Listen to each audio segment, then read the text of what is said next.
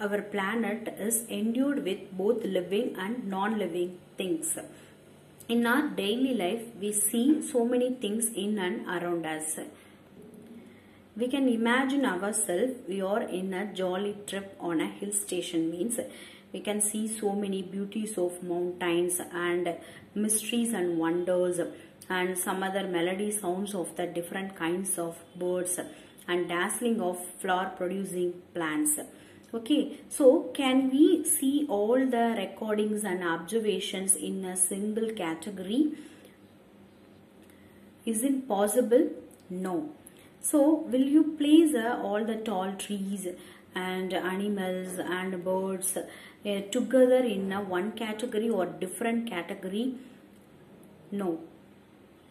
So classification is essential and could be done by the understanding and comparing the living things based on their characteristics. So in this chapter we will learn the classification of the living world. So next topic is the classification of the living world. So many attempts have made in the classify the organisms on the earth.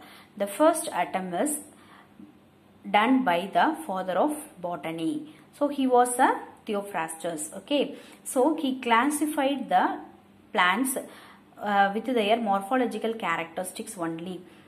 Trees, shrubs and herbs. Okay, he classified the plants into trees, shrubs and herbs according to their morphological characteristics only. And the Aristotle. So Aristotle classified the animals into two groups. One is the anemia and anemia with red blood group and without red blood group. Okay, so his classifications, both of his classifications based on their morphological characteristics only. According to this time, there is the development of the so many fields and so many areas like cytology, anatomy, embryology, molecular physiology and phylogeny.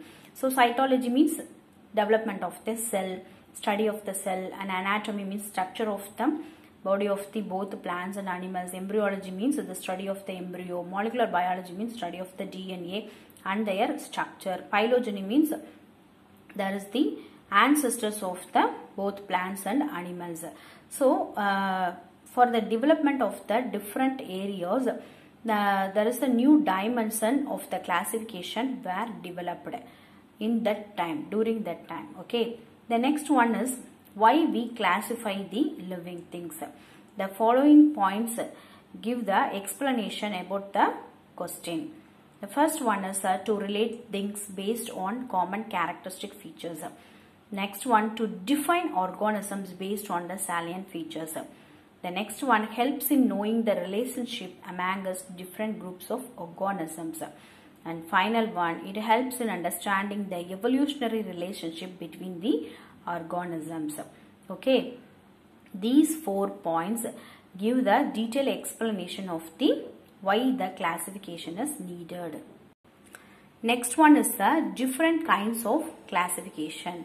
So first one is the Carolus Linnaeus or Carl Linnaeus proposed the two kingdom classification in the year of 1735. He classified only living things in a two kingdom. One is the Plantae and another is the Animalia. The next one, three kingdom classification, is proposed by Ernest Haeckel in the year of 1866. So Protista, unicellular organisms, and Plantae and Animalia, which is coming under the three kingdom classification. The next one, four kingdom classification, was proposed by Copeland in the year of the 1956.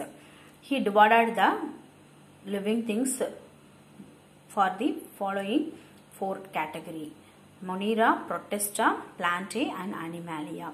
The next one is a five kingdom classification, was proposed by an American scientist, R.H. Whitaker, in the year of 1969. In this kingdom of classification, he divided the living things into the five categories. So Monera, Protista, Fungi, Plantae and Animalia. The criteria adopted for this classification is the cell structure, thallus organization, and mode of nutrition and reproduction and phylogeny relationship. Okay, so these the criteria of the five kingdom classification. So what is the merits of the five kingdom classification is, so one is the cell structure and organization of the thallus and mode of nutrition and separation of the fungi from plants and phylogeny of the organisms. So these category he divided the five kingdom classification. So these are the merit points. The next one is what is the demerits of the five kingdom classification means Monera and Protista, which is accommodate both autotrophic and heterotrophic organisms. Okay, so Monera is a bacterium and Protista is the protozoans. So both the categories having the autotrophic and heterotrophic organisms, and also cell wall lacking and cell wall bearing organisms mostly, which is coming under the heterogeneous only.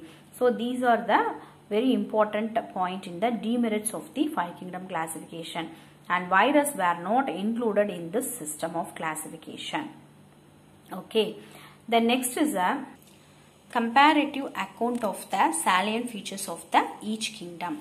Okay, so this is the criteria of the five kingdom classification: cell type, level of organization, cell wall, nutrition, motility, and some other examples of the organisms. The first one is the Monera.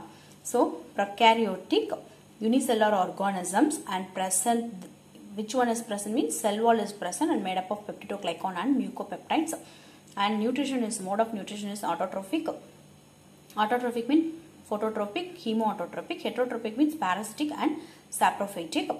Motile or non-motile, and Archaebacteria, Eubacteria, Cyanobacteria, Actinomycetes, Mycoplasma are the examples of the bacterial group. Okay, next one is the Protista.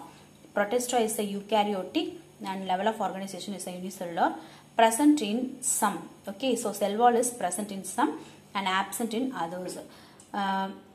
Suppose present the cell wall means which is made up of by cellulose. Autotrophic and heterotrophic. Autotrophic means photosynthetic. And next one is the motile or non-motile. Example: cryophytes, dinoflagellates, euglenoids, and slime molds, amoeba, plasmodium, trypanosoma, paramecium are examples. Next one is a fungi, eukaryotic, multicellular and unicellular. So present the cell wall made up of by chitin or cellulose. Heterotrophic. Heterotrophic means parasitic or saprophytic. Non-motile. Example: yeast, mushroom, and molds. And plantae. Plantae is a plant kingdom. So eukaryotic. Level of organization is a tissue and organ, and cell wall is present made up of cellulose. Nutrition is the autotrophic, that is a photosynthetic, mostly non-motile.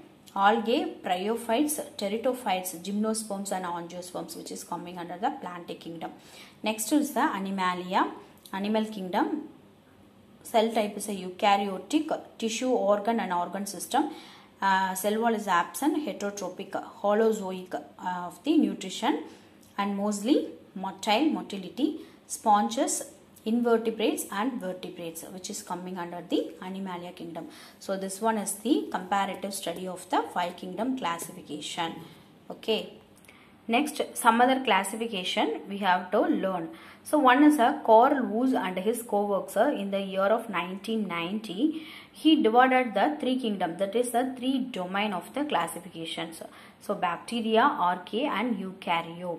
So based on their rRNA nucleotide and lipid structure of the cell membrane, he divided the three domains of the classification. Next one is the sixth kingdom classification, was proposed by Thomas Cavaliers in the year of 1998. He divided the Monera into two categories. So one is the Archaebacteria, another one is the Eubacteria. So this is the sixth kingdom of classification, like the five kingdom. So Monera only divided into two. Okay, so Monera, Protista, fungi, plantae, Animalia. So Monera is coming under the two, Archaebacterium and Eubacteria. The next one is the Racchio et al. In the year of 2015, he divided the seventh kingdom of classification, and this kingdom was proposed by Racchio et al. Okay, he majorly divided the two domains. So one is 2 kingdoms or 2 domains. So prokaryota and eukaryota. So prokaryota, the 2 kingdoms prokaryota proposed the 2 kingdom. One is the archaebacteria and another one is the eubacteria. In the eukaryota, which has the 5 protozoa, chromista, fungi, plantae and animalia. Okay, later the chromista was erected and it included the all algae based on their chlorophyll formation. Chlorophyll contains A, C and some other colorless forms of the chlorophylls also, which is coming under the algae group. Okay, so chromista was erected and algae is included based on the characteristics of the chlorophyll forming. Examples is diatom, brown algae, cryptomonads and oomycetes were placed under this kingdom of classification. So this was proposed by Recchero et al. In the year of 2015. But mostly we use only the 5 kingdom of classification. Next important box question. So what is red tide? So red tide means that there is the formation of the toxic bloom by protista. Okay. So protista organisms, dinoflagellates like Gymnodium brevi and Goniolax tamarensis. So this major red tide incident in the west coast of the Florida in the year of 1982. So it was killed hundreds and thousands of the fishes. So this one is a very important box question. Thank you to one and all.